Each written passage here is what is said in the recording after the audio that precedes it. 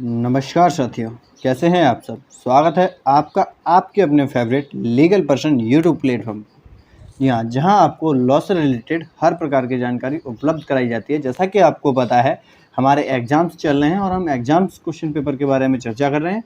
तो आज हम चर्चा कर रहे हैं ट्रस्ट एंड इक्विटी लॉ की। ठीक है, ट्रस्ट एंड इक्विटी लॉ की हम चर्चा कर रहे हैं, जहाँ पे हम कुछ मोस्ट इम्पोर्टेंट 50+ क्वेश्चंस के बारे में जानेंगे। तो चलते हैं, बिना देरी किए हुए डायरेक्ट क्वेश्चन पे स्टार्ट करते हैं। तो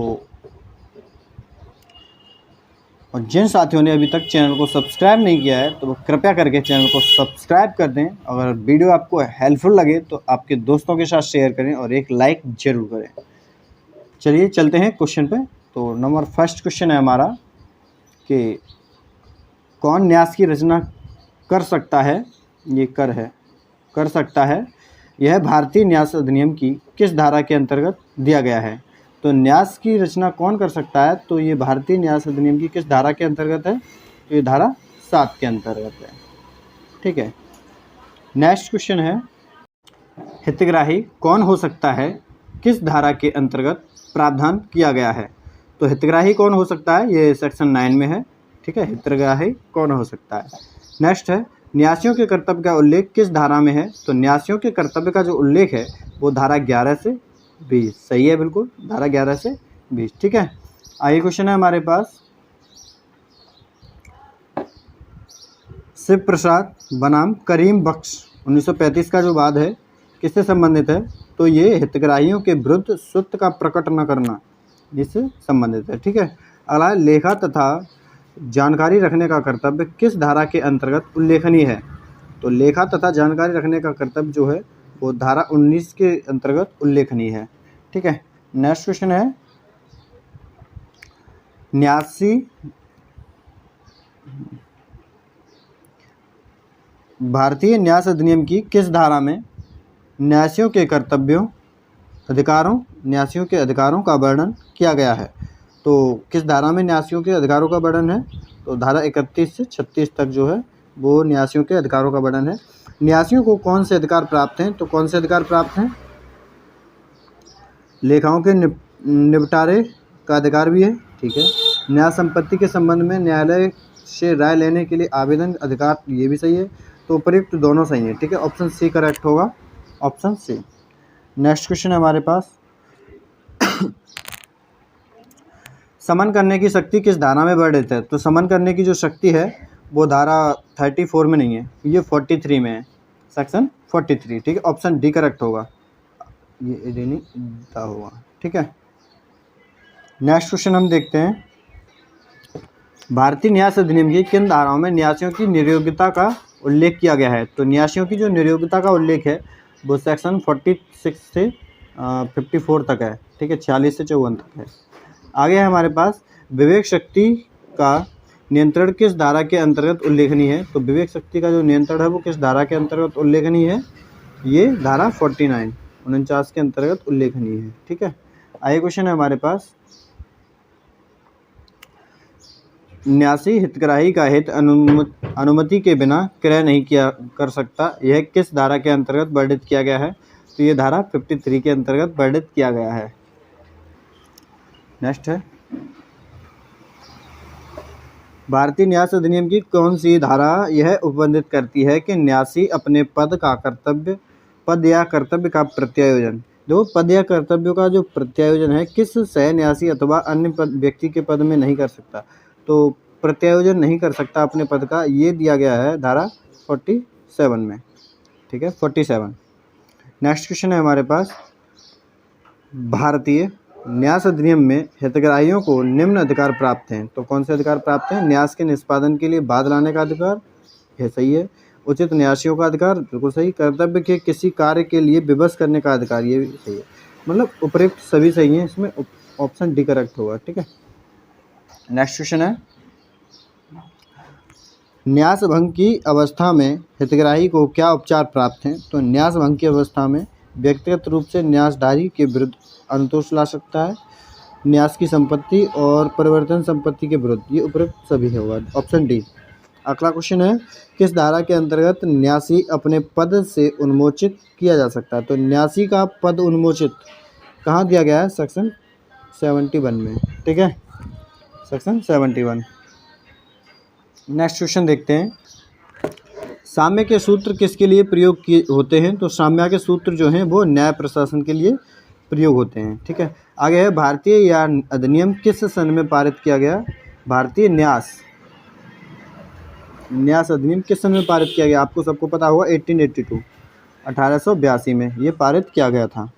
आगे क्वेश्चन हमारे पास, मुजराई कितने प्रकार की होती है? तो मुजराई 3 प्रकार की होती है। ठीक है दोस्तों, यहाँ पे आपके लिए 50+ क्वेश्चन जो मोस्ट इंपॉर्टेंट क्वेश्चन है सिर्फ उन्हीं के बारे में चर्चा हो रही है, तो आप बने रहिएगा वीडियो के अंत तक। और आपको वीडियो अच्छा लगे, इंपॉर्टेंट क्वेश्चन लगे तो लाइक ज़रूर करिएगा और अपने दोस्तों के साथ शेयर करिएगा, सब्सक्राइब जरूर कर दें।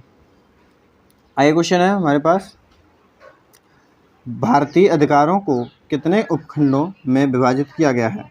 तो भारतीय अधिकारों को कितने उपखंडों में विभाजित किया गया है? तो 3 उपखंडों में विभाजित किया गया है। आगे है,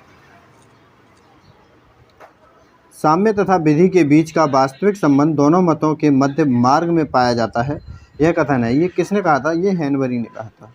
ठीक है, आगे क्वेश्चन है, द्वितीय न्यायतंत्र अधिनियम पारित हुआ, तो द्वितीय न्यायतंत्र अधिनियम जो है वो 1876 में पारित हुआ था।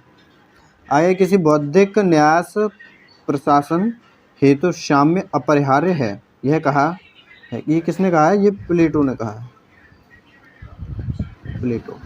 ठीक है, नेक्स्ट क्वेश्चन देखते हैं, निम्न में से किस धारा के द्वारा विधि तथा न्यास प्रशासन की विलय हुआ? तो विधि और न्यास प्रशासन का विलय किस धारा के द्वारा हुआ? तो सेक्शन 24। ठीक है, सेक्शन 24। साम्य ने त्रुटि को कितने भागों में विभक्त किया है? तो साम्य ने त्रुटि को जो है 2 भागों में विभक्त किया है। ठीक है, आगे है, साम्यिक अधिकार कौन सा है? तो साम्यिक अधिकार व्यक्ति संबंधी अधिकार है, व्यक्ति संबंधी अधिकार। आगे क्वेश्चन है, कौन सा व्यक्ति न्यास कर सकता है? ओहो, न्यास कर सकता है, ये कौन सा व्यक्ति न्यास कर सकता है? जो संविदा कर सकता है, जो व्यक्ति संविदा कर सकता है वो न्यास कर सकता है। आगे है, रिक्त स्थानों रिक्तदानों के संबंध में भारतीय उत्तराधिकारी अधिनियम की किस धारा के नियम है? तो ये किस धारा के नियम है? ये सेक्शन 77 से 79, 77 से 79। अरे चांसलर प्रमुख होता है, तो चांसलर किसका प्रमुख होता है? ये चांसरी का प्रमुख होता है। ठीक है, आगे है हमारे पास, न्यास की शक्तियां हैं, तो न्यास की क्या शक्तियां हैं? बेचने की शक्ति, सुपुर्दगी देने की शक्ति और समझौते की शक्ति, तो उपयुक्त सभी शक्तियां हैं न्यास की। ठीक है, भारतीय न्यास अधिनियम की किस धारा के अंतर्गत न्यासी को पदमुक्त किया जा सकता है? तो किस धारा के अंतर्गत न्यासी को पदमुक्त किया जा सकता है? सेक्शन 71, ये न्यासी को पदमुक्त किया जा सकता है। यह साम्यक प्रारूप पर नहीं आशय पर विचार करता है, साम्य प्रारूप पर नहीं आशय पर विचार करता है। सूत्र का प्रयोग निम्न विषयों में से किस विषय पर नहीं किया जाएगा? ये ध्यान रखिएगा, तो ये अंशदान पर नहीं किया जाएगा। ठीक है, अंशदान पर। नेक्स्ट क्वेश्चन हम देखेंगे, भारतीय न्यास अधिनियम में कितनी धाराएं हैं? तो भारतीय न्यास अधिनियम में 96 धाराएं हैं, ये आपको पता होगा। खैराती और धार्मिक न्यास अधिनियम में कितनी धाराएं हैं? तो खैराती और धार्मिक न्यास अधिनियम में ये 12 धाराएं हैं। ठीक है, आगे क्वेश्चन है, न्यास स्थावर तथा जंगम संपत्ति में उसके कब्जे अथवा विधिक स्वामित्व से अलग एक हितकारी स्वत्व अथवा हितकारी स्वामित्व होता है, यह परिभाषा किस विद्वता ने दी? तो यह परिभाषा स्नेल ने दी थी, स्नेल ने। आगे है हमारे पास, जो व्यक्ति न्यास को स्वीकार करता है उसे क्या कहा जाता है? तो उसे न्यासी कहा जाता है, यू ऑल नो। और ये है आगे, ओवरटर्न बनाम बेनिस्टर नाम प्रसिद्ध बात किस वर्ष का है? तो ये किस वर्ष का? 1844 का। ओहो। आगे क्वेश्चन है हमारे पास, विश्वास पर आधारित संबंधों के लिए कितनी बातों का ध्यान रखना चाहिए?